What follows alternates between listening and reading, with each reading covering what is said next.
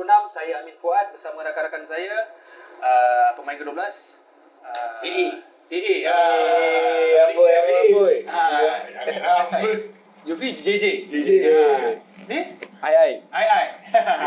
Bersama rakan-rakan saya, hari ni episod 86 kita nak kupas tentang cerita hangat minggu lepas berkenaan Temu bual pada hari Khamis rasanya, masa pagi pasal launch JDT bersama UNICEF. kerjasama.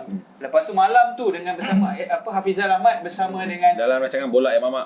Bola Yang Mamak Hafizal Ahmad menemu bual yang amat muda TMJ secara eksklusif. Betul. Di Hari Astro ni, Arena. sebab ada komen-komen dekat Minta kita. cepatlah pemain 12 kita nak dengar ni. Dia betul tak sabar nak dengar. Nak dengar tengok Astro Arena tu lah. Bukan kita kupaskan je. Kita part time. Kita Astro. Okey. Pada minggu lepas, hari Khamis, JDT mengumumkan kerjasama antarabangsa dengan UNICEF sekaligus menjadi kelab yang pertama Asia bekerjasama dengan sebuah organisasi terkemuka dunia itu. UNICEF akan menjadi rakan rasmi bagi menghadapi musim 2021. TMJ ada cakap, saya merasakan ini merupakan pengiktirafan yang sangat besar untuk bekerjasama dengan salah satu badan organisasi terbesar yang telah banyak melakukan khidmat kemanusiaan di seluruh dunia. JDT akan menjalinkan kerjasama dengan UNICEF selama 1 tahun dan kini sebaris dengan kelab gergasi dunia seperti Barcelona, Manchester United, Flamengo dan Olympiacos yang pernah bekerjasama dengan organisasi tersebut. Ini adalah kerjasama, bukan penajaan. Ingin diingatkan, tak boleh salah faham, sebab dulu masa time Barcelona pun, Barcelona yang taja UNICEF. Apa yang boleh UNICEF berikan kepada JDT sebenarnya? Siapa nak jawab? Personally, kalau nak jawab soalan kau tu, aku rasa ia lebih kepada penghargaan lah antara JDT dan juga UNICEF itu sendiri. Dan yang kedua, aku tengok dia dapat menaikkan atau meningkatkan nilai komersial pasukan JDT, bukan sahaja di rantau Asia, malah di peringkat global. Itu yang aku nampak lah. Kata untuk membawa nama naik JDT itu sendiri lah di peringkat global, biar orang kenal apa semua, something like that lah. Kerjasama ni menunjukkan different level untuk satu. Itu paling penting jugalah, yang nilai komersial tu tambah juga actually menunjukkan different level sesebuah football club. Why? Sebab dia bukan normal football club, dia mencari penajaan. Ini kalau aku nampak dia satu unit pasukan lah, football club ni yang membuat CSR. So CSR ni adalah mengeluarkan duit untuk bantuan lah. Kan? So it's a different level sebenarnya. Betul tak? Kita tengok pun it's a different level because you are giving back to the community. It's not that you receive. So apa yang aku nampak, tak banyak pasukan yang buat. So apa yang tambahlah tadi, nilai komersial yang seperti pasukan-pasukan gergasi, dan hanya nilai komersial ni kita agree yang mana pasukannya establish kemampuan yang baik, barulah boleh melakukan benda ni. Kena ada modal lah. Kena ada modal. So kita tahu dia dekat mana lah. Sesuatu pasukan yang establish akan melangkah macam ni lah. Okey, aku nak terus masuk gosip bola, sebab tadi episod gosip bola tadi kita tak sempat cerita pasal JDT, tapi kita selitkan dengan ni sebab dalam temu bual TMJ bersama Hafizal Ahmad ada sebut gosip-gosip yang Amir pun dah transfer rumours lah, macam tu lah. Amir dah tersenyum dah tu. Dia dah nampak dia nak tembak tu. Okey. Bukan nak tembak, nak jawab balik kan. Okey, tapi aku start dulu dengan Safiur Rashid. Safiur Rashid kembali bersama pasukan JDT musim depan. Okey, Tan Chee Ho ada menyuarakan ada sedikit kecewa, tetapi dia kata pengalaman Safawi boleh digunakan dan dikongsi dengan pemain tempatan yang lain. Maknanya kontrak secara pinjaman 1 tahun dibatalkan lah. Satu musim lah. Tak sampai setahun.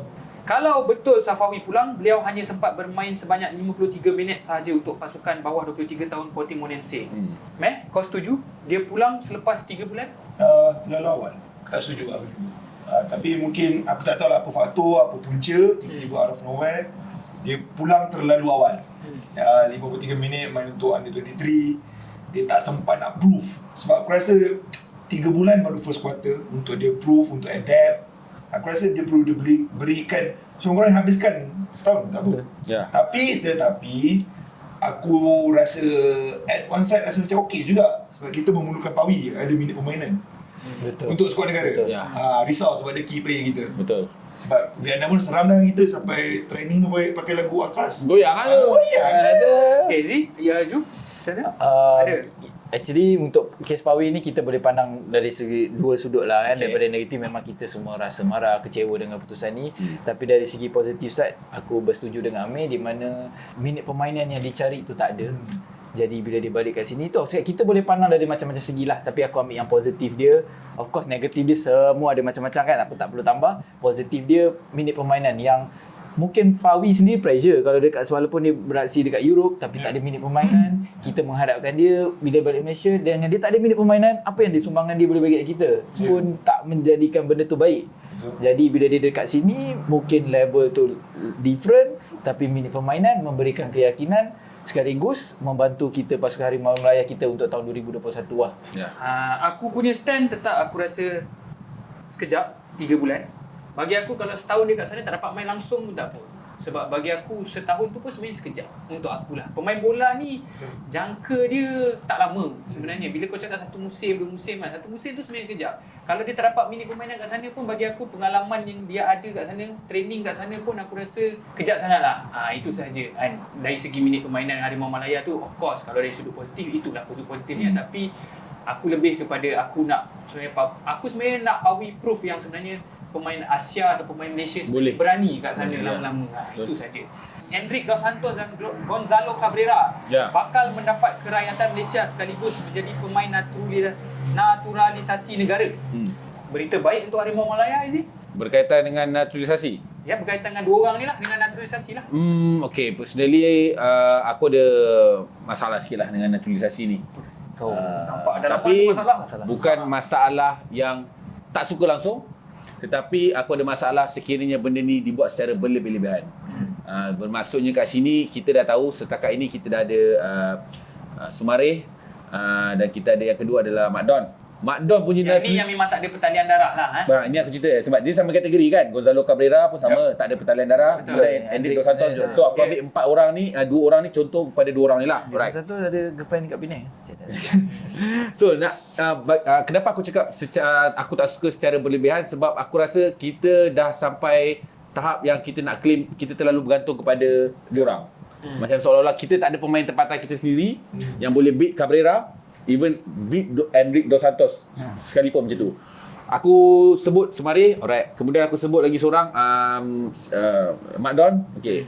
Mak Don langsung tak ada dalam Mak Don naturalisasi. Tapi tak ada dalam skor Harimau Malaya. Apa cerita?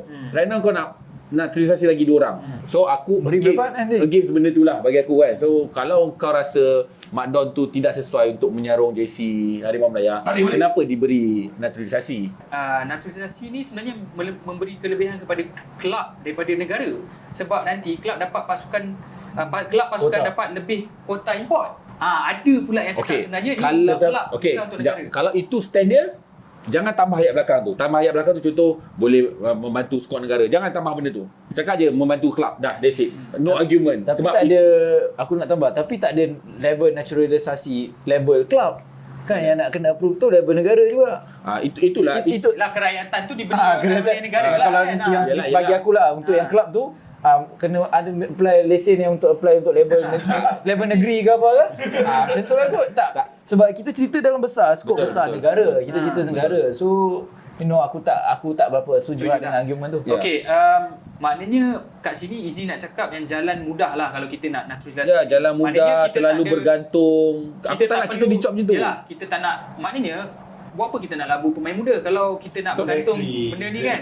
So, tutup je lah MVP tu. Macam mana Mac, kau nak tengok 90% pemain kebangsaan asal naturalisasi? Itu bukan dalam planning, dan aku rasa semua orang tahu. Kita semua pun merasa berkongsi benda yang sama. Kita percaya anak watan kita boleh bermain. Betul. Boleh bawa kita ke Asia, boleh bawa kita ke Piala Dunia insyaAllah tu hari. Betul. Tetapi kita kena question mark balik, apa tujuan buat naturalisasi dan apa tujuannya buat squad NFDP, ada akademi. You dah menolak semua benda ni balik. Betul. Tetapi kita nak kena question balik. Kita pun tak nak ada satu mindset player ni macam tak apalah, biarlah import boleh buat. Betul. Jadi kalau macam tu lagi banyak naturalisasi, kat mana skop perkembangan untuk anak-anak muda kita ni, pemain raja. Jadi aku tak nak ada Dos Santos. Banyak pemain untuk skuad negara. Jadi Macam aku rasa Cabrera tu okey lah kualiti. Tapi Enrique Dos Santos tu aku rasa ada pemain kita yang Betul. sama level tak pun lebih Betul. level daripada Enrique Dos Santos. Bukan Maksud aku sebenarnya tak salah naturalisasi ni. Betul. Itulah. Kita tak Tapi at the first place kena kita ada semua tak pilihan lah. kita pun okey. Kita bukan against tetapi kita tak nak benda tu orang nilai ataupun orang lihat benda tu kita buat secara berlebih-lebihan. Sini David Rowley. Naturalisasi juga tu. Tak main pun langsung untuk, bukanlah tak main langsung, berapa game je dia main untuk Kedah. Ya, itu pun Musim tai. lepas. Itu pun Tai tai. Memang straight tai ha. Straight tahi lah. Fan Kedah yang kita borak semua kata dia tahi lah. So itu salah satulah Mat Don. Ya. Main untuk JDT 2 Betul. saja kan. Pemilik kelab Yang Amat Mulia TMJ menyatakan pihaknya telah mendapatkan khidmat pemain kacukan negara Isaac Angking ketika sesi temu bual bersama Esrorina. Angking merupakan pemain kacukan Malaysia Puerto Rico. Yang ni ada pertalian lah Okay. di mana bapa beliau berasal dari Puerto Rico manakala ibunya berasal daripada Sarawak. Ya. Angking juga pernah dipanggil untuk menyertai sesi latihan skuad senior Puerto Rico sebagai persiapan menjelang dua perlawanan persahabatan menentang Republik Dominika dan Guatemala. Kau rasa dia akan balik ke sana, ke Malaysia ataupun main Liga Malaysia ataupun misinya akan terus berada di sana? Secara logiknya kalau dia dah dinampak dah dipanggil oleh national team Puerto Rico, dia of course dia pun boleh tahu menilai Puerto Rico punya peluang untuk bermain peringkat lebih tinggi tu lebih lah, peluang dia lebih cerah daripada Malaysia. Jadi macam kita bincangkan macam Wan Kuzin, tak ada salahnya dari sisi dia sebab kalau itu pilihan yang lebih baik, ada peluang yang lebih cerah sebab dia pernah dipanggil pun untuk Fendi. Aku rasa dia lebih selesa berkelana di sana. Cuma kalau option tu kurang, kita kena reality check is mesti second option. Sebab apa macam aku cakap, kita letak kita kat tempat dia. You been call up for Puerto Rico punya national team. Yang Puerto Rico boleh main Copa America. Betul kan? Copa America kan? Ada peluang juga masuk ke World Cup. Benar call up kan ni, bukan cerita dia baru ada cita-cita ke macam tu kan? Bukan Copa America, dia orang masuk Gold Cup. Gold dia Cup dengan geng-geng US. Gold Cup tu kan. Okey. Tapi Canada lah apa tu kan. So ada peluang masuk ke Piala Dunia, betul? Jadi macam cakap, macam Wan Kuzin dia bercita-cita. Ini dia been call up. So peluang dia lebih cerah lah. Okey, dia umur 20 tahun, main bersama New England Revolution 2 iaitu pasukan simpanan kepada pasukan utama New England Revolution. Bermain sebanyak 8 kali dan menjaringkan 2 gol. Ini dengan pasukan utama lah. Tapi untuk yang Puerto Rico ni, kalau dah main persahabatan pun dia masih lagi boleh main untuk Malaysia sebab yang tu bukan official game lah. Okey. Okey, ini favourite Amir lah. Ini kita kena bagi Amir lah. Okay. Skuad bayangan JDT musim 2021 di bahagian sayap. Sebab ini yang disentuh oleh sayap kiri Lon. Yang Amat Mulia TMJ. Sayap kiri Akia Rashid, Gonzalo Cabrera, Ramadan Saifullah. Alright. Sebelah kanan Safawi Rashid, Arif Aiman dan Muhammadu Sumari. Oi. Terkejut? Okey, soalan yang pertama. Soalan pertama Amir. Aku bagi soalan kedua kat Izzy lah soalan pertama. Sah Sumari ke JDT sebab dia kata akan ada perbincangan dengan Pahang katanya. TMP ya. Bukan perbincangan ni. Bukan perbincangan.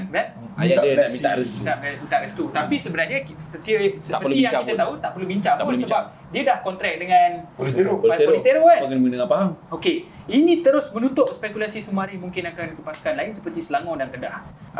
Pasukan Polistero tu hanya persinggahan untuk kau ataupun memang kontrak hanya beberapa bulan ni? Dia pergi ni atas status loan.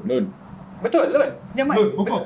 Tak ada siapa cakap itu Tak tahu. spekulasi. Spekulasi kita pun tak tahu. Okey lah, kalau kita anggap loan, cerita tu maksudnya ada tuan punya. Jadi cerita dia akan, plot cerita akan berubah lain. Okey. Tapi kalau bukan loan, Kalau Kalau bukan loan, macam maksudnya mana? dia pergi sebagai free agent. Okey. beberapa bulan je. Beberapa bulan dia pergi, maksudnya dia sebagai free agent, dia kena, tapi kenapa pula dia akan minta blessing dengan Pahang? Ya. Sebab dia kena bercakap dengan Polistero. Ya. Jadi tu question mark yang susah lah. Tapi betul lah, Izzy teka 3 bulan lepas. Tapi Izzy yang cerita 2-3 bulan lepas tu yang Izzy kata ke bila 3 bulan lepas Izzy Lebih Kau kurang. cakap apa? Kau cakap macam ni? yang pergi jogging tu nampak main dia kan. Nampak? Tapi teruk kena Tengok Insta story. Orang minta maaf lah ingat dia. Apa? Sumari dah ada kat Thailand lah kan. Tapi Sumari rupanya masih sini. Tapi Nampak sebenarnya- dia jogging. Kita main view lalu. Ami kata kat Thailand pada main plate W tu. Wilayah. Mana wilayah pakai Thailand? Yang kau cakap tu Izzy sebenarnya bukan video tu. Yang kau cakap tu sebelum lagi. Video Safawi Rashid nak pergi Portugal. Kau cakap apa? Kau cakap yang yang ganti Safawi Ya, ni Sumarih lah. Itu yang first kali pemain betul, ke-12 betul, cakap yang kita reveal yang Sumarih akan ke JDT lah time tu kan. Tapi itu tekaan lah time tu kan. Mungkin mungkin ada insider aku lah sendiri. Orang pun tak tahu aku ada insider kan. Kita tengok macam mana kan. Tapi tu aku orang pun tak tahu kan. So korang maafkan Izzy macam mana? Tak apa. Komen je bawah tu, cari je video-video lama lah. Perasan korang komen tu. Okey, soalan kedua. Soalan pertama tadi yang aku dah tanya. Kalau kau Benjamin Mora pemain mana jadi pilihan kesebelasan utama di sayap kanan? Sumarih atau Safawi Rashid? Safawi. Siapa yang akan dapat lebih minit bermain? Safawi. Ya. Kenapa kau cakap Safawi? Safawi proven dekat JDT satu. Sumarih bagi aku backup as untuk Safawi je lah. Bagi aku. Sebab aku rasa top priority aku kalau tadi soalan kau kalau aku Benjamin Mora aku akan letak Safawi lah. Dah habis lah Okey Okey Korang okey tak? Korang okey tak? Komen lah bawah tu. Sincang ni sincang. Okey, JDT dalam perbincangan dengan seorang pemain import dari Argentina. Okey. Siapakah pemain tersebut? Aku adalah profil kat sini. Kau rasa ada korang ada nama siapa pemain import daripada Argentina tu? Sebab yang tu yang mak mula TMJ ada sebut tapi dia just bagi macam tu. Yalah ada tak reveal nama sampai dah tak. Sebab Tak boleh nak kau ada cakap Batistuta itu Kita ingat striker Batistuta. Saviola kalau tadi aku boleh cakap profil yang Mungkin boleh kau boleh share. Aku share tapi ini spekulasi juga Apa yang kau rasa Patuh kan? ke? Patuh Brazil. Itu belum lagi kejap lagi. Okey. Ya pemain yang tersebut dinamakan Jonathan Herrera. 29 tahun penyerang daripada Argentina tapi bukan 28 sumber yang aku dapat ni daripada Marco Negri. Tapi yang disebut oleh dalam video tu 28 tahun. Okey tak apa. Laporan mengatakan bakal meninggalkan pasukan San Lorenzo yang bermain di Division 1 Liga Argentina. Untuk pulang ke pasukan asal Deportivo Riestra yang bermain di Division 2 Argentina. Beliau dipinjamkan kepada San Lorenzo namun pulang ke pasukan asal kerana kemungkinan akan ke Liga Malaysia tahun depan. Kuatlah rumours tu. Tahun 2019-2020 beliau bermain 20 kali dan menjaringkan 6 gol dan 4 assist di Liga Utama bersama pasukan Club Cordoba. Namun bersama San Lorenzo hanya beraksi 4 kali dan tidak menjaringkan sebarang gol. Tak mungkin Tak mungkin lah sebab aku rasa JDT akan cari prolific ni. Tapi ini kita bercakap Liga Utama Argentina lah. Okey, itu tekaan kita spekulasi lah. Okey, hampir menandatangani Alex Pato. Namun bekas pemain AC Milan itu memilih UAE kerana menawarkan wang yang lebih banyak. Gaji 2.2 juta USD. Aku tak tahu. 89 million juta ringgit. Ni mungkin setahun lah kot. Gaji dia yang diminta, yang ditawarkan oleh pasukan UAE tu. Maksudnya dia main untuk kelab dekat UAE. Betul. Main ACL lah tu nanti. Mungkin. Rugi kau rasa Ju, kau rasa tak dapat Alex Pato sebab dapat naikkan lagi reputasi pasukan JDT dan Liga Malaysia? Dari segi komersial of course, tapi macam saya cakap sebuah kelab tu kita kena hormati sebab mungkin dia ada satu budget dan juga orang kata ni lah dia ada requirement dia lah, memang dia dah set untuk pembelian import atau pembelian sesuatu player tu certain amount. Ni biasalah terjadi kat semua kelab pun kan. Betul. Even pasukan Manchester United pun ada berapa 1-2 million je tak dapat Ronaldinho kan. Macam tu lah kesnya. So aku rasa ini kepada itu kedekut itu Manchester confirm kedekut So bagi aku ini filosofi lah. Filosofi pasukan tu sendiri mungkin JDT letak filosofi dia memang yang Mak Mulia cakap 1.8 is the ceiling price. So patut nak up lagi. So tak adalah. Tapi dari segi nilai komersial of course lah. Siapa tak nak tengok Pato? Siapa tak nak tengok Pato? Sila easy tukar team. Siapa tak nak tengok? Siapa tak nak? Pasal aku dulu main Winning Eleven dengan Juk, striker aku AC Milan tu Pato tu lah. Kalah kan Juk 3-0. Pato tu. Siapa tak nak tengok Taylor Regan kejap Pato? Okey, Pato ni umur baru 31 sebenarnya. Pernah bermain pasukan AC Milan dan Chelsea, pernah bermain di Liga China untuk satu musim menjaringkan 30 gol. Tianjin mana dah tim dekat China lah. TMJ kata pencabar terdekat pasukan JDT adalah pasukan Kedah, Terengganu dan Pahang. Kau setuju dengan pasukan yang disebut TMJ akan mencabar JDT? Ni aku sebut dulu. Terengganu nombor 3 dalam Liga, main Asia musim depan. Kedah nombor 2 dalam Liga, akan main Asia musim depan. Pahang nombor 8 dalam Liga. Menang apa? Tak ada menang. Menang replikat cap Gajah dulu. Itu pelik sikit. Kenapa? Aku rasa yang gol tu okey, Kedah dan Terengganu. Pahang tu aku question mark lah, tapi mungkin Walaupun kau dari Pahang janganlah remit. Tapi aku dapat merasakan mungkin sebabkan akan ada coach baru, Thomas Dooley tu. Lepas tu dengan new signing semua tu. Pablo Dola pun maintain. Pablo Dola pun maintain juga tadi kena itu kan sistem. Tak tahu, tapi dia title dia maintain. Dia maintain. Dia Yang kira coach coach baru. macam push baru lah jadi presiden kot. Betul. Okey. Aku rasa mungkin ada sesuatu yang dia yang mengulis sendiri nampak merasakan sebab dia lagi main insider kan. Dapat merasakan dari segi teknikal, faham dengan punya transfer yang boleh mencabar sebab aku tak rasa tim lain boleh cabar. Okay. Selangor FC boleh cabar. Aku nak tambah sikit. Tak. Soalan aku dulu. Ha? Soalan aku dulu. Bagi aku jawab. Okey, bagi. Dia nak sambung. Sikit je. Lagi soalan tu keluar juga. Jadi sebenarnya kenapa nama Pahang tu muncul sebab Pahang ada Rival. memang rival daripada 2013 dengan JDT. Okay. Kalau tengok rekod perlawanan, Tengok aksi rekod JDT dengan Pahang sebenarnya banyak menang dekat Pahang. Jadi itu yang menyebabkan Pahang dikategorikan sebagai sebuah pasukan yang memberi saingan kepada JDT. Musim depan. Musim depan dan aku Sejarah lah ni. sebab Trivia ada menarik ni. dia daripada awal mula daripada daripada rebranding Johor itu sendiri daripada 2013. Itu aku punya penambahan untuk Pahang lah. Soalan kau tadi? Berbalik. Aku dah bagi tahu dah. Apa soalan Boleh tadi? teruskan. Soalan apa? Selangor FC Selangor. bukan mencabar. Of course bukan. Kan bukan. Buat apa nak katakan Selangor sebagai pencabar JDT? Selangor nombor berapa? Itu yang pertama. Selangor kalah 6-1 season lepas. Kan memang tak proven langsung. So sebenarnya memang banyak kekurangan pada tim Selangor itu sendiri. So memang wajarlah nama Selangor itu tak patut dipetik sebagai sebuah pasukan atau sebuah kelab yang memberi saingan kepada JDT. Akan tetapi Selangor lebih famous daripada Kedah, Terengganu dan Pahang. Itu realitinya. Musim depan skuad mana yang di atas kertas mempunyai skuad yang kuat? Bagi pendapat aku sendiri adalah pasukan Terengganu. Sama. Kenapa Terengganu? Sebab bagi aku yang pertama sekali menarik transfer-transfer yang dibuat oleh Nafuzi Zain, import dia, dan ada sesuatu yang paling looking forward bila dia meletakkan dia punya main skipper ataupun leader dia dia lepaskan Litak tu benda Litak, yang Dominic macam kita Silva, bincangkan. Litak Sanja. adalah aku akan fokus on Litak. Sebab Litak adalah orang kata nadi dia menjadikan 6 gol dan 6 assist. Maksudnya contribution dia kat tim tu terlalu kuat. Betul. Kan? Tapi dengan dia dah keluar, tak ke melemahkan lagi pasukan Terengganu? Itu yang menariknya pasal Terengganu tu yang aku cakap aku looking forward, sebab macam aku cakap dengan melepaskan Litak dengan pembelian dia secara puratanya pemain yang bawah umur 23 tahun. Keyakinan Nafuzi Zain tu dah sangat tinggi walaupun nak mengharungi peringkat Asia lagi. Untuk aku itulah pembelian yang antara yang baik untuk selain pada untuk Terengganu lah. Mac, kau? Skuad yang ada Skuad atas kertas yang aku nampak Kedah lah. Kedah di samping Aidil Syarin, dia ada sign new contract. Banyak Ronnie Selvin. Betul tak? Yelah, Ronnie Selvin, tapi atas kertas nampak sedap dia nama atas badan Tamin. Tak, sebab tu aku tanya skuad yang terkuat yang kau nampak atas kertas. Sebab tak semesti macam musim lepas kita predict Selangor ada skuad antara skuad yang terkuat tapi tak menang. Tapi tak semestinya kau ada skuad yang terkuat atas kertas kau akan menang. Sekali lagi lah aku cakap Kedah sebab nanti orang kata Kedah nombor 2 tapi tak orang tak cakap pun lagi. Tapi yang paling nampak Rabi Ataya lah. Rabi Ataya banyak, aku rasa banyak sebenarnya signing diorang. Dan aku rasa Kedah lah. Kedah yang akan bagi Selain Kedah Terengganu. Alamak, selain Kedah Terengganu Pahang kot. Faham siapa? Faham. Pemain yang masuk. Litak.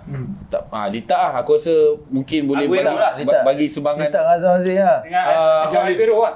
Azam Aziz, Litak kan. Orang kata key player Pahang masih lagi ada. Kan? Walaupun kita Key tahu dia sebab Dua Saleh lah. Ivan Carlos tu adalah key player Pahang. Kalau kau nak tahu.